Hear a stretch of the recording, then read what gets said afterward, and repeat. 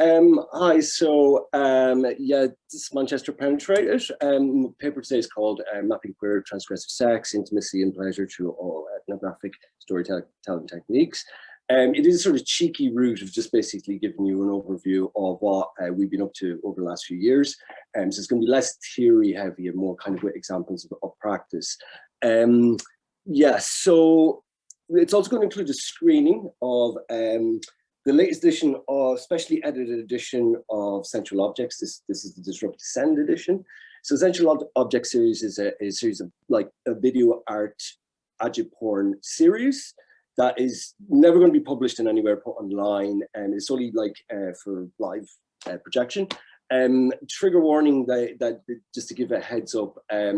So this is agit-porn. It's very explicit material, and there is images of drug use and explicit sex, but also kind of issues around mental illness and that some people might find a bit challenging. So just give you a heads up there. If you're of a nervous disposition, it's probably best that you leave one of them now, probably. Okay, so moving along.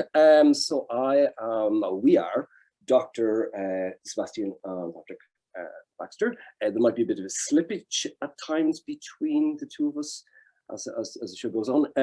Our pronouns are he, they, and we. Now that's not to undermine any sort of non-binary, gender non-conforming identities. It's simply something that we're exploring. So I haven't been diagnosed with DID, which is dissociative personality disorder, but that's very likely the case.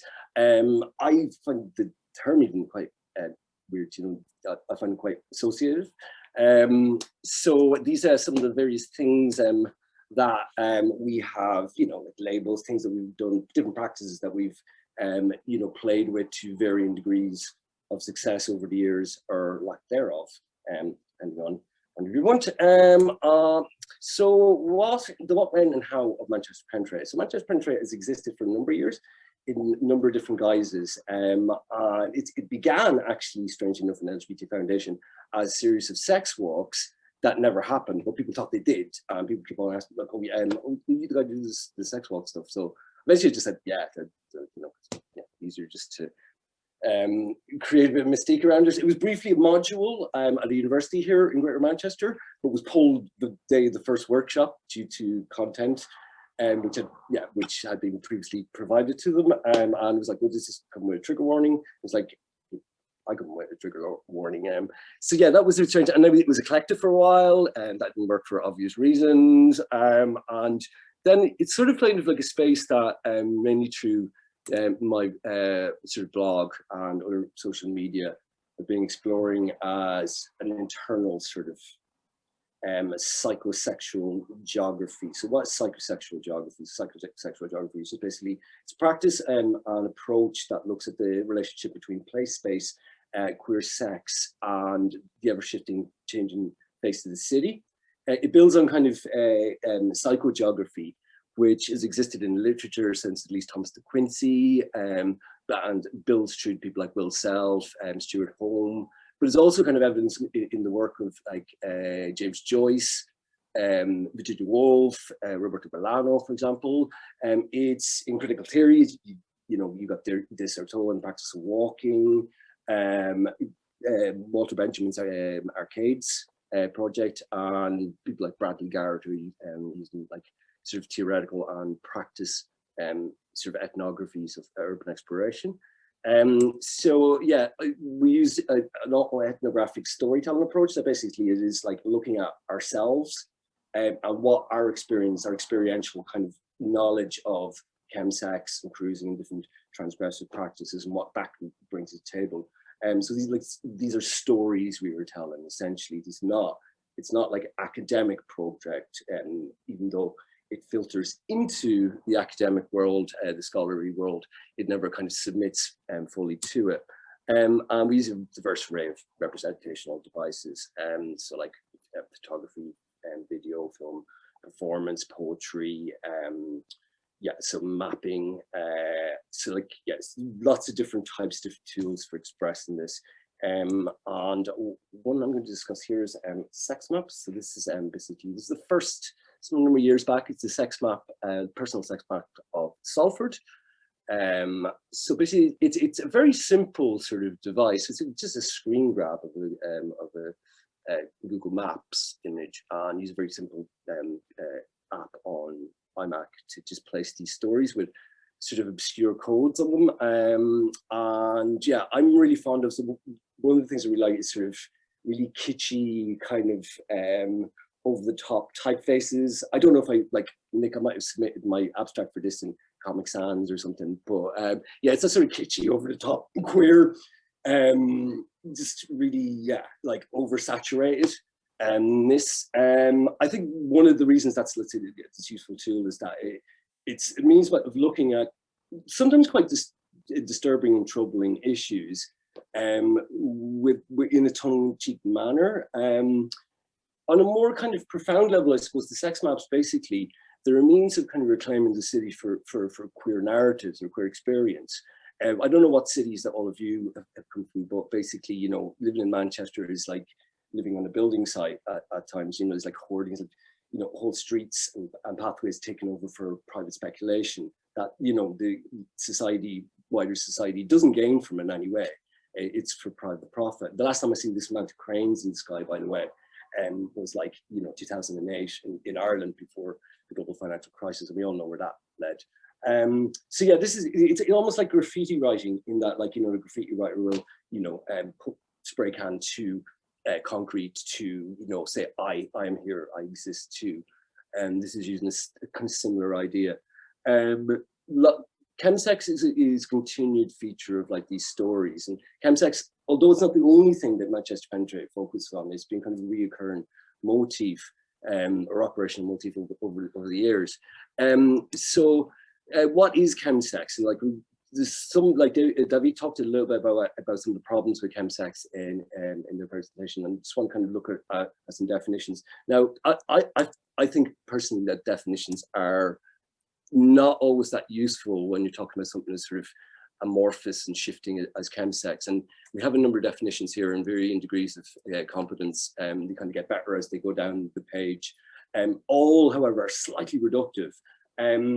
So yeah, I'm not really into the idea of defining and fixing what Chem Sex is, but like, given that I work in the field artistically, and I've worked professionally and engage in Chem Sex myself, I thought it's best to have some sort of definition. It's quite a long one. I'm not going to read it out. So yeah, like, one of the things I want to kind of talk a bit about with Chem Sex is that there seems to be this sort of narrow, myopic view of Chem Sex has been about drugs and sex only. So it is polyaddictive, but I think it's polyaddictive in a way that's you know, we need to consider technology, exhibitionism, you know, sort of movement through the city, adventure, kind of the whole notion of the interaction between Grindr and Uber, for example. Sort of, yeah, the notions of collective intimacy.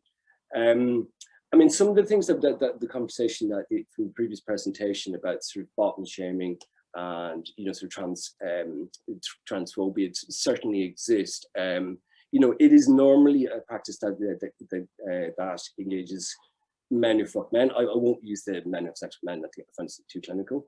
When trans people do engage, it's usually so in a very objectifying way, or often kind of slightly coercive.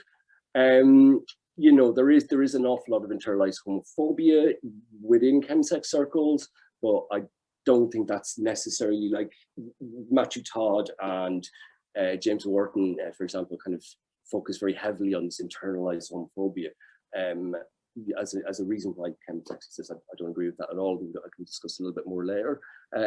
Also focusing, this is a definition I think that works probably better for Manchester, because once you look at different areas, different cities, different locations, so Chem Sex in Manchester is different to Chem Sex in London, for example, because of, you know, sort of the types of cities that they are. Or it might be different to Warrington, because you might have more cis women involved in Chem Sex in Warrington. So yeah, it's always contextualized, specifically within what area you're looking at. The issues, the problems of representation. Where's my, yes. So why I decided to make a political decision to come out essentially as Chem Sex, somebody who engages in Chem Sex, was because of the silence that existed around it. Particularly after 2015. In 2014, there was a famous report called the Lambert Report, which was commissioned, that sort of kicked off in 2015 through media and public health moral panic around chem sex that was deeply stigmatizing and pathologizing. And out of this came a film called Chem Sex, which is a Vice production. I'm on record as describing it as the shittest documentary ever made, which it is, I stand by. It's a piece of art exploitation film, and it's actually the thing that really, really frustrates me about it is that it's quite competent and quite well made in that regard. When I saw it, I was starting to get immersed in this world even further, or go deeper into it. And whilst I had, I've been sexually assaulted, transmitted STIs, everything, blah blah blah, psychosis, all these things, and that this film was representing. And what I didn't see representing was moments like a chill out, so that's a chem sex party. I used to go to a bunch of friends, and there's like 4 of us there. And one of the guys said, oh, I'm going down to the shop, does anybody want anything? So we said, oh yeah, okay, could we get some lollipops and some ice cream? And that was a joke, but he came back with lollipops. And there's like, 4 guys naked, hard ons, taking lollipops and watching bareback agit-porn. And he was like, it's kind of silly and playful and innocent and sweet in a way. And it, like, where's that representation? Didn't see that at all. So that was a problem. I think when you talk a lot about services, so different charities who would like engage chem sex or chem sex support services, what they're going to see is the people who are actually sort of like at the end of their tether, and that's going to skew like what the representation or the understanding of chem sex is publicly. Because if you only see people who are really, like, have had enough and are engaged in really dangerous practices, then yeah, it's going to color your perception of it.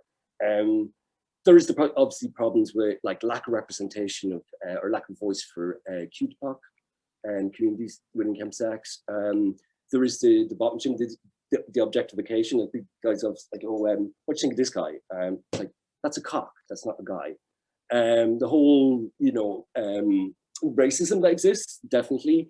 I have a friend who gets messages saying I'm not into Asian guys, and it's like, okay, thanks for that. I didn't need to know. And also, it's like Asian. I'm an Asian guy, or you're an Asian guy. It's like, that's quite a big landmass and number of cultures and languages we're talking. To be a bit more specific. But the problem, I think, again, is that these are the things that are always emphasized about chem sex. The discussions always around psychosis and, sexual health and consent, and certainly there are problems that exist there, but it's not representative of all people engaged in chem sex. And it can be representative of a certain type, or certain, the crew, for example, of A-gays, who can be deeply problematic people who are just assholes anyway. Like, they're not assholes because of chem sex. I'm not going to go too deep into all that now, because chem sex is an endless conversation. So basically, in terms of how we have chosen to represent chem sex, there's a sort of ethics, aesthetics that's worth considering. So, given all the stigmatization of chem sex, and the fact that I decided politically that I was going to come out to destigmatize, I thought it would, from an ethical point of view, a bit problematic to ask somebody else to embody chem sex when all these things are manifest in my own body. And why not use my own body then as a route to talking about these things? So some of the examples of representations is a poem there. All this work is on my page. I'll share the links afterwards. Don't try to read it like that poem, for instance, now. So the representations, I'm not like an evangelist for chem sex, I have had like a lot of issues around it, but I just want to sort of use a different lens for talking about it, like, so the nuances and complications that therein lie. Use of the word, say, junkie is like, I am an addict, so I'm reclaiming that word for an artistic purpose. Whereas I understand how that could be deeply offensive to somebody else. It's kind of built into this is sort of like autoethnographic, self-reflexive approach is the sort of plain language. I'm sorry, Sebastian, just so you know, if you do want to screen that video, we're going to have to move on to that. How long are we at now? Okay. You've got about 5 minutes before I'll have to cut you off. So like, if you want to watch the video. Okay, so I digress. I'm going to skip ahead a bit. There's a lot of stuff here in relation to just the reliability of the narrator. So a lot of my work looks at the mechanics of representation and reproduction, and questions sort of the veracity of the enunciator, like who's speaking and what they're saying. So I want people to kind of look at the material critically and sort of challenge it. So I'm going to show these some links. I'll stick these in later and move on to this. So central objects, the version I'm going to show today, which is especially added for this event, has been inspired by Nan Goldin's work, Ballad of Sexual Dependency. I'll tell you why later. The edition I'm going to show today is very sensitive, so it's about a lot of things, but it's the first queer appearance for Prince Raf, who is a young guy that I am deeply in love with. He's very troubled and is, at risk at the moment. So there's a lot of ethical considerations with this video. It's best maybe if you wear headphones. I'm not too sure. I'm just going to stop share there. And you, hold on, where's my cursor? Open your mind. Open your mind. New Year's gone and been and finds me crystal clean. Let's welcome the devil in and allow 2021 begin. Because fresh blood came seeking, came slamming, came softly yet infected. Birth dated and clean, side rooted and keen. Gonorrhea is God, syphilis king. Hit WBC Ilu in Harashi. For one last blast of pounding, slamming, misunderstanding.